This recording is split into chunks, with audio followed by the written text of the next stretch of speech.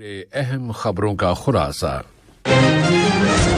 نائب وزیر اعظم و وزیر مملکت برائے امور دفاع نے امریکہ کے وزیر دفاع کی جانب سے ایک ٹیلی فون کال وصول کی ہے۔ شورا کونسل نے کاربن کے اخراج میں کمی کے لیے قطر کی کوششوں کو ابوظہبی میں ہونے والے ایرنا کے قانون سازوں کے فورم میں نمایاں طور پر پیش کیا ہے۔ ہالینڈ کے وزیر خارجہ نے اس علاقے اور یورپ میں انرجی کی سیکیورٹی میں قطر کے اہم کردار کی تعریف کی ہے اور محنت کے شعبے میں قطری اصلاحات کو سراہا ہے۔ اور قابض اسرائیلی فورسز نے مغربی کنارے میں فائرنگ کر کے آج متعدد فلسطینیوں کو زخمی کر دیا ہے۔ یہ تھا اہم خبروں کا خلاصہ، اور اب پیش خدمت ہے ریڈیو قطر سے آج کا دوسرا مفصل نشریہ۔ بسم اللہ الرحمن الرحیم۔ نائب وزیر اعظم و وزیر مملکت برائے امور دفاع ڈاکٹر خالد بن محمد العطیہ نے امریکی وزیر دفاع جناب لوئڈ آسٹن کی جانب سے ایک ٹیلی فون کال وصول کی ہے۔ اس رابطے میں مشترکہ دلچسپی کے متعدد موضوعات پر بات چیت کی گئی اور دو طرفہ تعلقات و تعاون اور اسے مزید فروغ دینے کے وسائل کا جائزہ لیا گیا۔ اس کے علاوہ اس رابطے میں تازہ ترین بین الاقوامی اور علاقائی حالات پر بھی گفتگو کی گئی۔ نائب وزیر اعظم و وزیر مملکت برائے امور دفاع ڈاکٹر خالد بن محمد العطیہ کی سرپرستی میں نیشنل سروس اکیڈمی کی مقدام 7 الاحزاب طوفان نامی مشق اب اپنے اختتام کو پہنچ گئی ہے۔ اس ایکسرسائز میں اس اکیڈمی کے انٹرمیڈیٹ کی سطح کے نوجوانوں نے حصہ لیا تاکہ ان کی لڑنے کی صلاحیت میں اضافہ کیا جا سکے۔ نیشنل سروس اکیڈمی کے سربراہ میجر جنرل سعید بن حمد النعیمی بھی مشق کی اختتامی تقریب میں شریک تھے۔ شورا کونسل پائیدار توانائی کی بین الاقوامی ایجنسی کی اسمبلی کے 13ویں سیشن کے دوران امارات کے دارالحکومت ابوظہبی میں ہونے والے ایرنا کے قانون سازوں کے فورم میں شریک ہے۔ اس سیشن کا عنوان رکھا گیا ہے عالمی توانائی کی عالمی اسٹور میں منتقلی۔ شورا کونسل کے ایک رکن اور اس فورم میں اس کے نمائندے انجینئر احمد بن حتمی الحتمی نے ماحولیات اور موسمیاتی تبدیلیوں کے بارے میں قطر کی حکمت عملی کے مطابق تیار کیے گئے واضح منصوبوں کے ذریعے کاربن کے اخراج میں کمی کے لیے قطر کی کوششوں کو نمایاں طور پر پیش کیا ہے۔ نائب وزیر اعظم و وزیر خارجہ شیخ محمد بن عبد الرحمن آل ثانی نے مسجد اقصی پر بار بار کی جانے والی اسرائیلی چڑھائیوں کے خطرناک نتائج پر متنبہ کیا ہے اور زور دے کر کہا ہے کہ عالمی برادری فلسطینی عوام، ان کی سرزمین اور مقدس اسلامی اور مسیحی مقامات کے خلاف اسرائیل کی منظم شدت میں اضافے کی پالیسی کو رکوانے کے لیے فوری طور پر حرکت میں آئے۔ وہ ملک کے دورے پر آئے ہوئے ہالینڈ کے وزیر خارجہ جناب فوبکا ہوکسٹرا کے ساتھ ملاقات کر رہے تھے۔ ہالینڈ کے وزیر خارجہ جناب فوبکا ہوکسٹرا نے زور دے کر کہا ہے کہ یورپ میں توانائی کی سیکیورٹی میں قطر کی شرکت اور اس کا جاندار کردار انتہائی اہمیت کا حامل ہے کہ قطر دنیا کو قدرتی گیس فراہم کرنے والا بہت اہم ملک ہے۔ انہوں نے قطر نیوز ایجنسی کو دیے گئے اپنے ایک بیان میں کہا ہے کہ قطر اس علاقے میں ایک بہت اہم اور سرگرم کردار ادا کر رہا ہے۔ اس میں علاقائی ڈائیلاگ اور دو طرفہ مفاہمت بھی شامل ہے۔ انہوں نے اپنے ملک کی جانب سے کہا کہ قطر دنیا کے مختلف علاقوں میں ثالثی کی نہایت قابل قدر کوششیں کر رہا ہے۔ جناب فوبکا ہوکسٹرا نے کہا کہ انہیں نائب وزیر اعظم و وزیر خارجہ شیخ محمد بن عبد الرحمن آل ثانی کے ساتھ بات چیت اور دونوں ملکوں کے درمیان مضبوط تعلقات کی تاکید پر بہت خوشی ہوئی ہے، اور کہا کہ اس ملاقات میں عالمی توانائی کی سیکیورٹی کے مسائل اور علاقائی حالات و واقعات پر بھی بات چیت کی گئی ہے۔ ہالینڈ کے وزیر خارجہ نے کہا کہ قطر کا کردار اور افغانستان سے دوحہ کے راستے ہالینڈ کے لیے فضائی پروازوں کے ذریعے قطر کی مستقل اور مسلسل مدد نہایت قیمتی ہے۔ ان پروازوں کے ذریعے سینکڑوں ڈچ اور افغان شہریوں کو ان کی منزلوں تک پہنچایا گیا تھا۔ انہوں نے اس امید کا اظہار کیا کہ تعاون کا یہ سلسلہ جاری رہے گا۔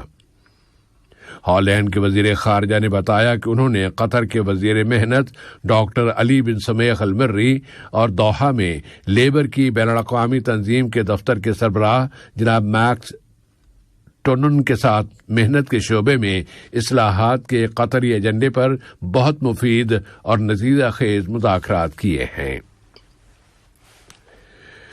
مقبوضہ فلسطینی سرزمین میں القدس کے شمال میں واقع قلندیہ نامی کیمپ اور مغربی کنارے کے قصبے قباطیہ میں قابض اسرائیلی فورسز کی فوجی کارروائیوں میں 2 اور فلسطینی نوجوان شہید کر دیے گئے ہیں۔ اس طرح اس سال کے ان ابتدائی دنوں میں شہید کیے گئے فلسطینیوں کی تعداد اب 9 ہو گئی ہے۔ ادھر رام اللہ کے شمال میں واقع کیمپ الجلزون میں قابض اسرائیلی فورسز کی چڑھائی میں متعدد فلسطینی زخمی کر دیے گئے اور ان فورسز نے 3 فلسطینیوں کو گرفتار کر لیا ہے، جن میں 2 وہ افراد شامل ہیں جنہیں حال ہی میں رہائی ملی تھی۔ ان کارروائیوں سے پہلے قابض فورسز نے القدس کے گورنر عدنان غیث کے بارے میں ان فیصلوں کی تجدید کر دی تھی جن میں کہا گیا تھا کہ وہ سفر نہیں کر سکتے اور مغربی کنارے کے علاقے میں بھی داخل نہیں ہو سکتے۔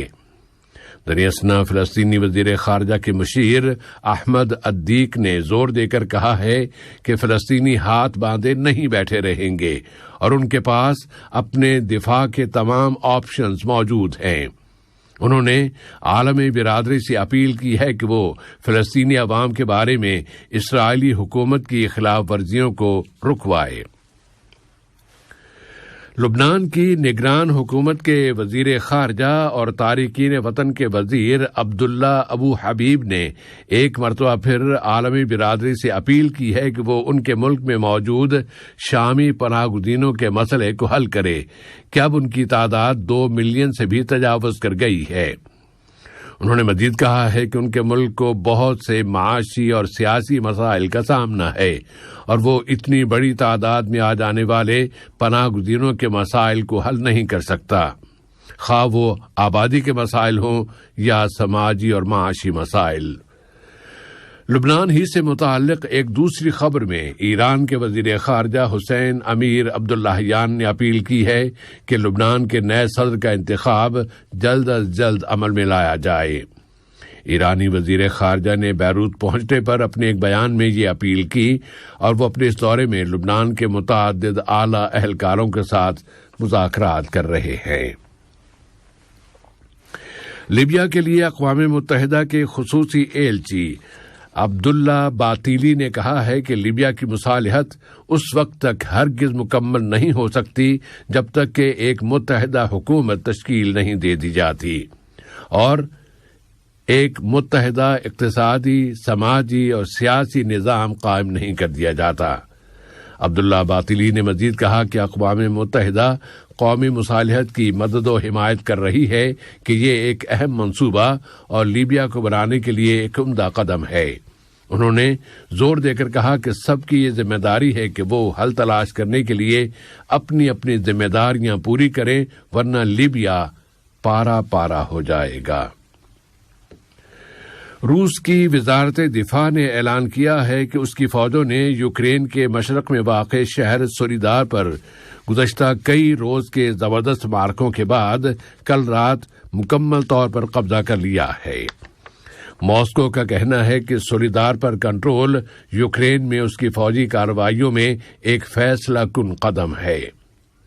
اس سے قابل یوکرین کے صدر فلوڈیمیر زیلنسکی نے ایک عہد کیا تھا کہ وہ 2 شہروں بخموت اور سولیدار میں روس کی فوجی کارروائیوں کے مقابلے کے لیے اپنی فوجوں کو ان کے بقول ہر ضروری ساز و سامان مہیا کریں گے۔